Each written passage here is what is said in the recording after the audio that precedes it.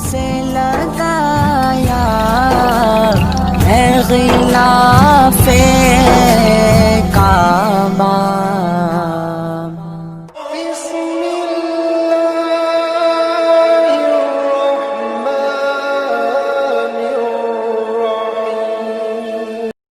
قرآن مجید میں دوسرے مقام پہ ارشاد فرمائے من کان فی ھذہ اعمی فہو فی الآخرۃ اعمی واضل سبیلا. جو اس دنیا میں اندھا رہا کل قیامت کے دن بھی وہ نابینا اٹھایا جائے گا.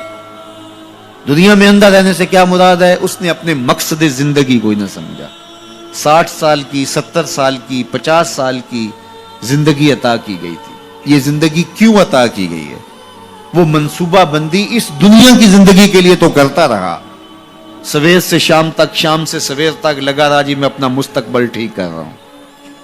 18 19 20 سال تک اس نے پڑھا، دن رات محنت کی، پھر اس کے بعد ڈپلومے کیے، اس کے بعد اس نے ہنر سیکھا، پھر کاروبار میں آیا، دن رات ایک کر دیا، خوشیاں چھوڑیں، شادیاں چھوڑیں، دوست چھوڑے کہ بس میں اپنا مستقبل بنانا ہے. 30 سال کی زندگی میں اس کا مستقبل سیدھا ہوا. 45 سال کی زندگی میں بیماریوں نے حملے کر دیے. 50 سال کی زندگی میں انتقال کر گیا. 15 سال کا مستقبل تھا اس کا، جس کے لیے اس نے جو ہے وہ 35 سال 40 سال صرف کیے.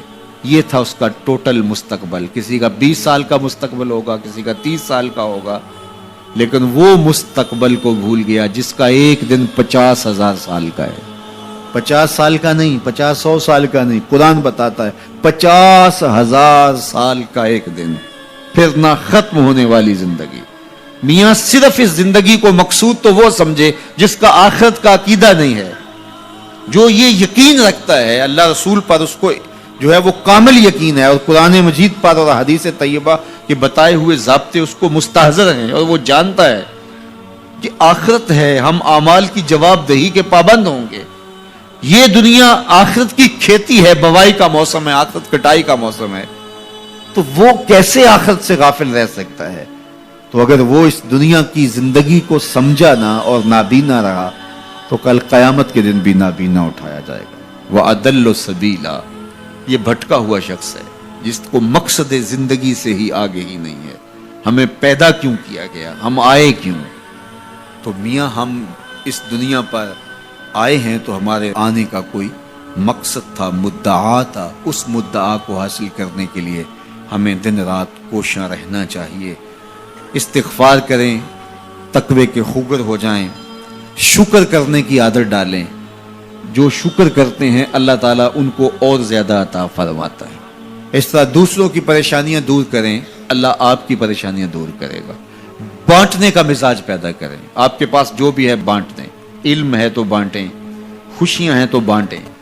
آپ کے پاس دولت ہے تو لوگوں کے دکھ اس دولت سے دور کرنے کی کوشش کریں. جب آپ بانٹنا شروع کر دیں گے تو آپ کا رب آپ کو عطا کرنا شروع کر دے گا.